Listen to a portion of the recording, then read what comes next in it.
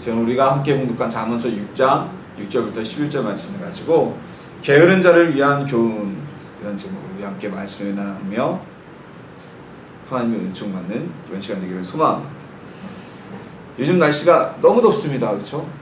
한여름이고 또한 장마철이 지나다 보니까 습도까지 높아서 굉장한 무더위입니다. 이런 더운 날에는요, 잠시 동안 움직이는 것 자체가 힘들죠. 습도가 높기 때문에 조금만 움직여도 온몸이 땀으로 뒤범벅이 되고요, 그리고 몸이 쭉 처지게 됩니다. 그래서 요즘 같은 혹서기를 피서철로 지정을 해서 우리가 많이 휴가를 가게 됩니다. 자, 그런데 이런 날씨에도 피서를 못 가고 열심히 일하는 분들이 우리 주위에는 너무나 많습니다. 대한민국의 대부분의 분들이 우리 성도님들을 포함해서 너무나 열심히 일을 하며 살고 있죠. 그렇게 살지 않으면 생계를 유지하기가 힘든 것이 안타까운 현실이고요. 하지만 어떻겠습니까? 사람이 생계를 위해서 땀 흘리고 일을 해야 되는 것은 아담의 범죄로 인해 우리 사람들에게 내려진 하나님의 징계입니다. 그것은 새하늘과 새 땅, 새 예루살렘이 오기 전까지는, 또는 우리가 하늘나라로 들어가기 전까지는 계속 반복되어질 일입니다. 자, 대부분의 사람들이 이렇게 열심히 일하다가 보니까 그에 반해서 몇몇 일에는 게으름에 빠지는 경우가 있습니다. 또 몇몇 사람들은 정말 게으르다는 평을 들으며 살기도 합니다. 게으름은 우리에게 어떠한 삶의 결과를 가져올까요?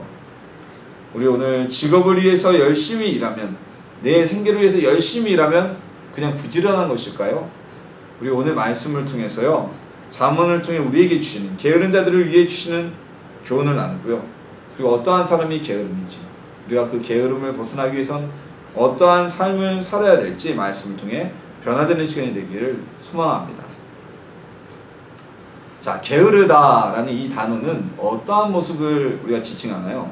일반적으로 다른 사람들보다 행동이 느리고, 그리고 보편적으로 남들이 다 해야 할 일을 하지 못하는 것을 이뤄서 우리가 게으르다, 게으름을 피운다라고 말합니다.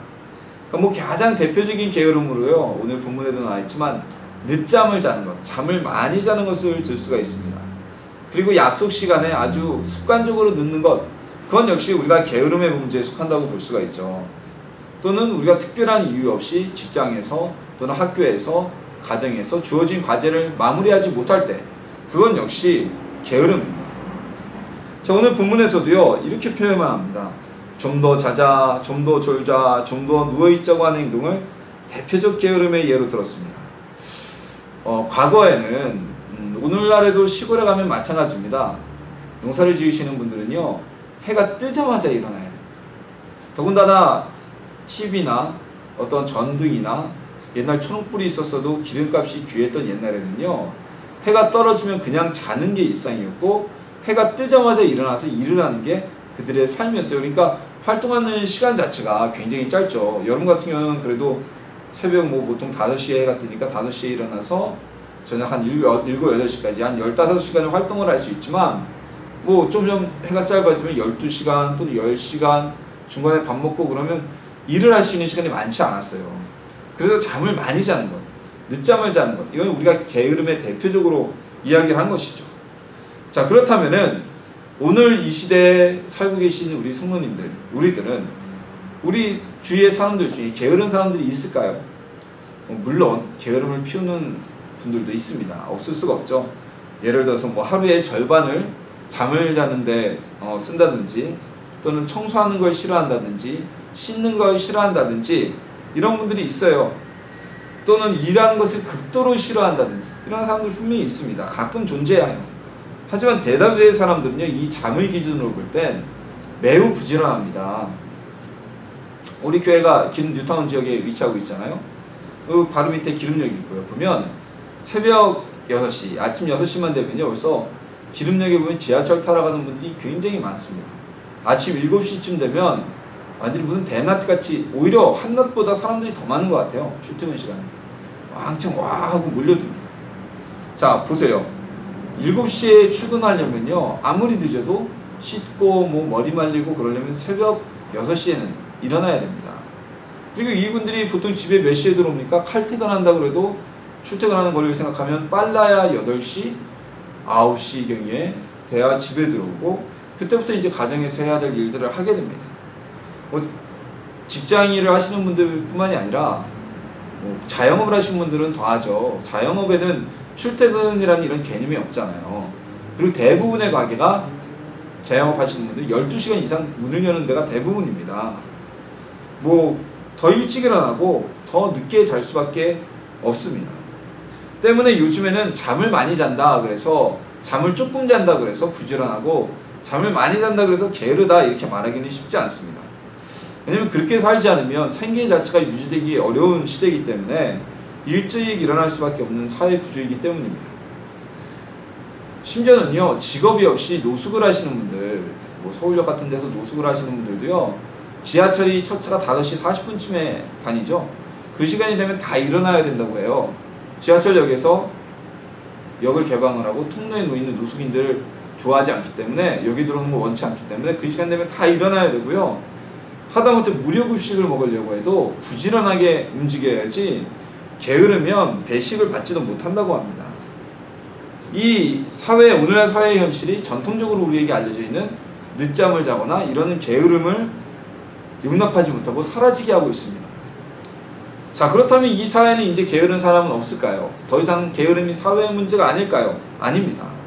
오히려 새로운 개념의 게으름들이 이 사회에 존재하고 나타나기 시작했습니다. 자, 잠을 줄이고 우리가 육체적인 게으름은 줄였지만, 극히 줄어들었지만 영적인 게으름, 양심적인 게으름과 나태함은 점점 확산되고 있습니다. 무엇이 영적인 게으름일까요? 일상생활에서 너무 바쁘게 살고 지치다 보니까 성도들이 기도를 하지 않습니다. 하나님께 일주일에 하루 예배 드리는 것도 너무너무 힘들어합니다. 그 시간을 예배 드리는 것보다는 좀 더 눕자, 좀 더 자자, 좀 더 놀자, 나를 위해 쓰자라고 이야기를 합니다. 예배와 기도보다는, 전도보다는 육체의 편안함과 즐거움을 추구하게 되었습니다. 이것이 바로 영적인 게으름입니다. 양식적인 게으름은 무엇일까요? 불의를 보고도 외면합니다. 내가 정의를 가지고 일을 시작을 하면, 불의에 대항하면 내가 귀찮아지고 힘들어지니까 시간 뺏기고 사람들로부터 핍박받을 수도 있고 안 좋은 소리 들을 수도 있으니까 일을 하면 누워서 아무것도 안 하는 게으름뱅이처럼 불의를 보고도 양심에 맞서지 않습니다. 거리에서 어려움 당하는 일을 보고도 도와줄 생각을 하지 않습니다. 불의를 보고도 모른 척 넘어가는 모습, 이것이 바로 양심의 게으름입니다.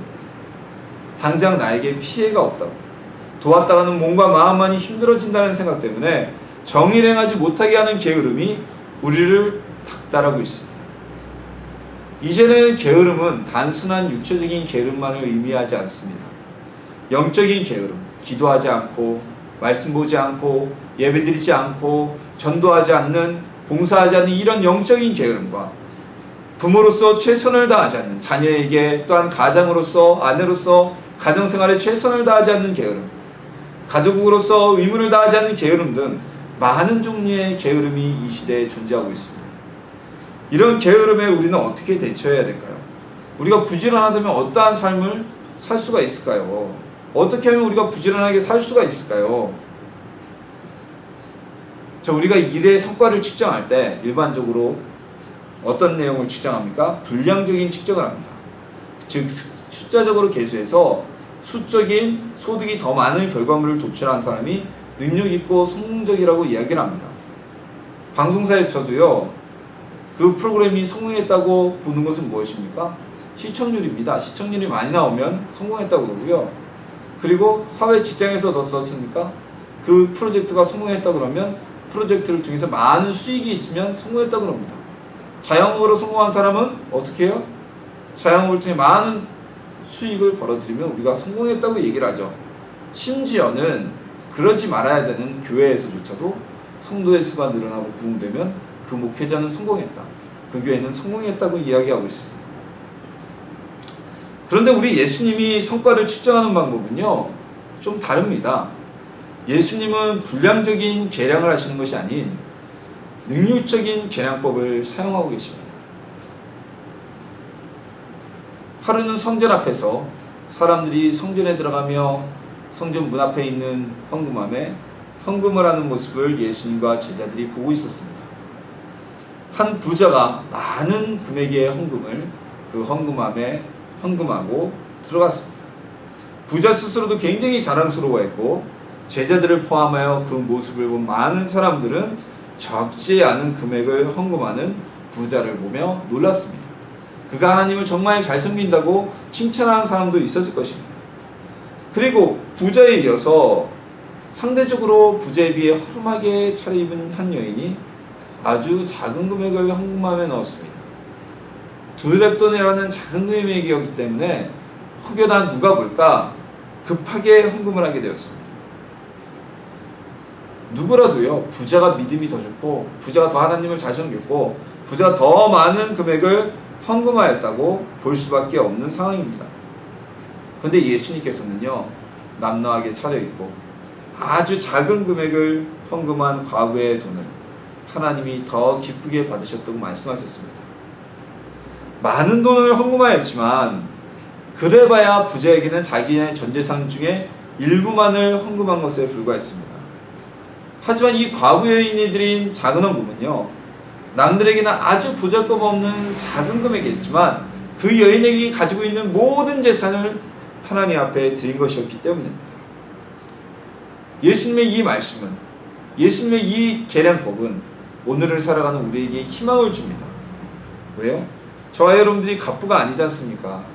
우리가 뭐 이건희 회장처럼 엄청난 갑부라면 하나님께 마음껏 헌금할 수 싶고, 또 우리가 시간이 남아 돈다면 하나님께 와서 매일 봉사하고 헌신하고 싶지만 많은 물질이 우리는 없기 때문에, 그리고 우리가 직장에 매여 있고 생계를 위해 또한 사업장에 매여 있기 때문에 마음껏 하나님께 시간의 헌신을 드리지 못하고 봉사 헌신을 하지 못합니다.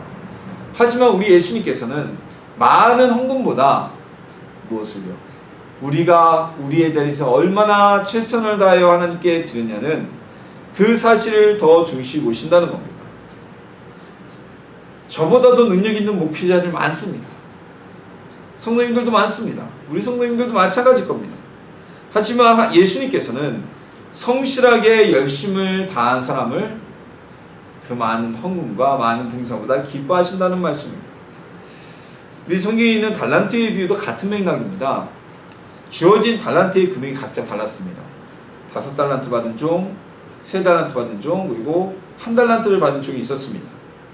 그런데 예수님께서 책망하신 건 3달란트 받은 자가 아니라 1달란트를 가지고 남기지 않고 숨겨뒀던 게으른 종이었습니다. 예수님께서는 3달란트밖에 못 남긴 3달란트를 받았고 또 3달란트를 남긴 자에게, 야, 쟤는 5달란트 남겼는데 너는 왜 3달란트밖에 못 남겼냐? 라고 그 주인은 말하지 않았습니다. 왜냐하면요, 5달란트 받은 종이 5달란트를 남긴 것이나 3달란트 받은 종이 3달란트를 남긴 것이나 다 자신의 능력에 최선을 다했기 때문에 그 가치는 동일한 것이었기 때문입니다. 우리는요, 살아가면서 최선을 다해야 됩니다. 신앙생활에도 최선을 다해야 합니다. 없는 시간, 힘든 시간에 하나님께 예배로 드려야만 합니다. 하나님이 얼마나 기뻐하시겠어요? 힘든 가운데서 마음을 열고 기도하는 것을 얼마나 하나님이 기쁘게 받으시겠습니까? 순교자들이 왜 하늘에서 상급이 큰지 아십니까? 가장 자기에게 귀한, 사람에게 있어서 가장 귀한 생명마저도 하나님께 드리면서 신앙을, 예수님을 붙잡고 배반하지 않았기 때문입니다. 우리가 신앙생활만 최선을 다하는 것이 아닙니다. 내가 가족으로서 최선을 다하고, 자영업을 하시는 분들은 내가 운영자로서, 경영자로서 최선을 다하고, 회사의 대표로서 최선을 다하고, 직원이라면 직원으로서 최선을 다하고, 학생이라면 학생으로서 공부의 부분에 최선을 다한다면 그 가족은 화목하게 될 것이고요, 회사는 매출이 증가하게 될 것이고, 그 회사의 대표와 사원 모두가 행복한 회사가 될 것입니다. 학생으로서 최선을 다하면 성적으로 보상이 되고 스스로가 후회 없는 만족한 삶을 살 수 있을 것입니다. 게으름을 없애는 방법은 최선을 다하는 삶입니다. 우리 하나님께서는 잘하는 사람보다 열심히 하는 사람을 기뻐하시는 분입니다. 천재가 대충 해서 성과를 얻는 것보다 조금 둔하고 재주없는 사람이 최선을 다해서 얻는 성과를 훨씬 더 기뻐하시고 높이 평가하시는 분이 바로 우리 하나님입니다. 게으름을 버리기 위해서 최선을 다하는 우리 성도님들이 되시기를 소망합니다. 내가 일찍 일어나고 아침부터 저녁까지 일을 한다고 부지런한 것이 아닙니다. 매사에 최선을 다해 우리의 가정과 또한 우리의 사업장과 우리의 학교에서 하나님께 사랑을 받는 성도님들이 되기를 주님의 이름으로 소망합니다. 오늘 본문에서는 개미를 예를 들어서 설명을 합니다. 오늘 본문이 쓰여진 잠언서가 쓰여진 경우는 거의 2800년, 700년 어간 굉장히 오래기 때문에 개미의 생태에 대해서 자세히 연구되지 않았을 때입니다. 그래서 미처 여왕개미가 있는 것을 알지 못했고요. 그래서 개미는 우두머리도 감독도 퉁치자가 없다고 말하고 있습니다. 하지만 이것은 개미의 생태를 몰랐기 때문에 정확한 비유는 아니지만 이후 얘기는 정확을 합니다. 여름 동안 최선을 다해서 곡식을 먹고 겨울을 대비한다는 것. 이거는 진리죠. 우리가 하는 모든 일에는 때가 있습니다. 해야 될 때가 있습니다. 배울 때가 있고요. 공부해야 될 때가 있고요. 그동안 심은 것을 누릴 때가 있습니다. 배울 때, 일할 때, 공부할 때 게으름을 피면 이젠 누릴 때가 되었음에도 안식하지 못하는 것이나 모두 불행한 인생을 살아가게 됩니다. 배울 때, 일할 때 공부하지 못하기 때문에 최선을 다하지 못했기 때문에 또한 쉬어야 될 때 쉬지 못했기 때문에 기쁨의 삶, 온전한 삶을 살 수 없다는 것입니다. 많은 분들이 피곤하다, 힘들다는 말을 입에 달고 삽니다. 현실 그렇습니다.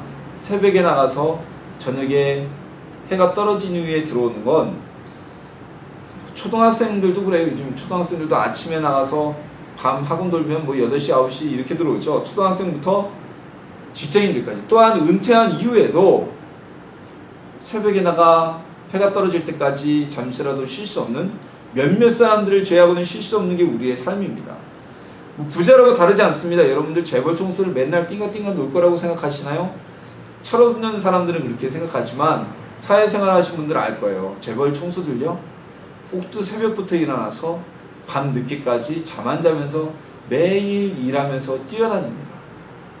그들이 우리보다 더 많은 것을 누릴 뿐이지 생활의 고단함은 우리보다 더 많이 피곤할 수 있습니다. 우리가 게으르지 않기 위해서는 어떻게 해야 될까요? 최선을 다해야 하기도 하지만 쉴 때는 쉬고 일할 때는 일하는 삶을 살 수가 있어야만 합니다.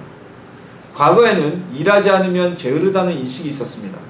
하지만 요즘에는요, 앞에 소대에서 말씀드렸듯이 너무나 많은 일을 하기 때문에 지치고 힘들어서 더 이상 움직이지 못하는 것이라는 게 정확한 표현일지 모릅니다. 자, 예를 들어서요, 가정의 중요함을 모르는 사람들은 없습니다. 내 자녀를 최고의 환경에서 키우기 위해서, 또한 나의 가정의 경제적인 궁핍이 없게 하기 위해서 밤낮 없이 일하고, 자녀들은 좋은 학원에 보내고, 심지어는 가족과 떨어져서 기러기 생활을 하면서 해외로 유학을 보내기도 합니다. 하지만 막상 쉬는 날이면요, 어떻습니까? 내가 그렇게 사랑하는 자녀들을 위해서 함께 많은 대화를 하거나 놀아주지 못합니다. 이게 단지 게으르기 때문일까요? 하루 종일 소파에 누워서 일어나지 못하는 게 그 사람이 게으르기 때문일까요? 아닙니다. 직업에 생계를 위한 일에 모든 것을 에너지를 소비했기 때문입니다. 사람의 에너지는 한계가 있습니다. 무한대가 아니에요. 그래서 개인차가 있을 뿐이지 모든 일을 100%로 잘할 수는 없습니다. 쉴 때와 일할 때를 적정히 나누지 못하면 그 사람은 소진될 수밖에 없는 것입니다. 한쪽에 열정을 쏟아부으면요, 당연히 다른 한쪽에는 자신도 원치 않는 게으름이 나타날 수밖에 없습니다. 하나님께서요, 세상을 창조하시고 7째 날에 쉬셨습니다. 그리고 사람들에게도 그날은 거룩한 안식일로 지키라고 말씀하셨습니다. 자, 우리가 생각을 해볼까요?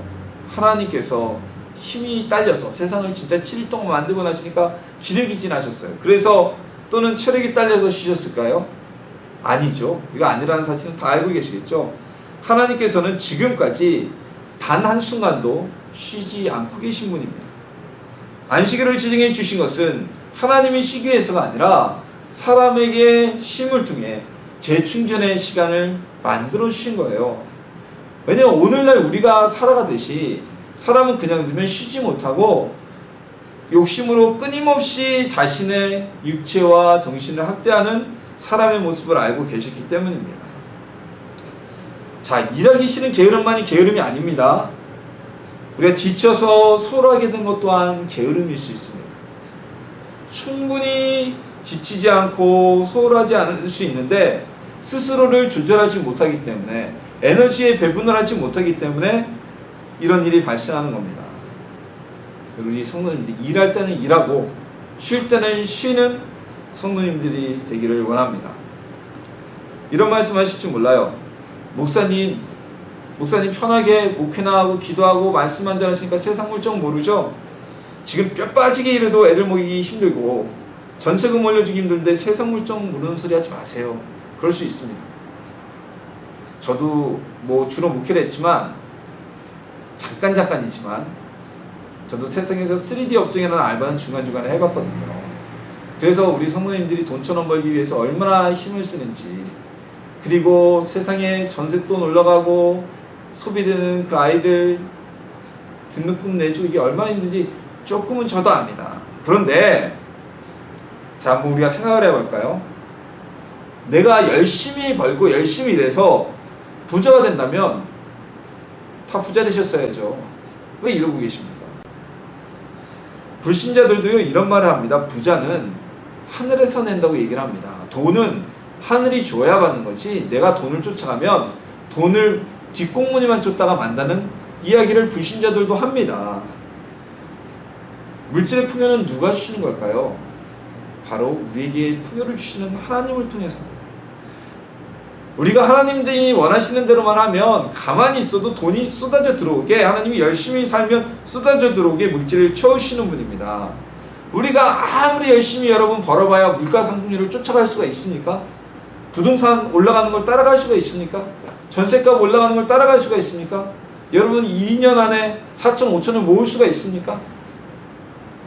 우리가 일과 쉼을 잘 조절하셔서 일뿐만 아니라 믿음과 가정에도 게으르지 않는 하나님의 자녀들이 되기를 소망합니다. 내가 모든 걸 다 하려고 하지 마시고 하나님의 베푸시는 축복과 하나님이 부으시는 은혜를 기억하고 쉴 때는 쉬면서 재충전을 할 수 있는, 일할 때는 또한 열심히 일하는 성도님들이 되기를 주님의 이름으로 축원합니다.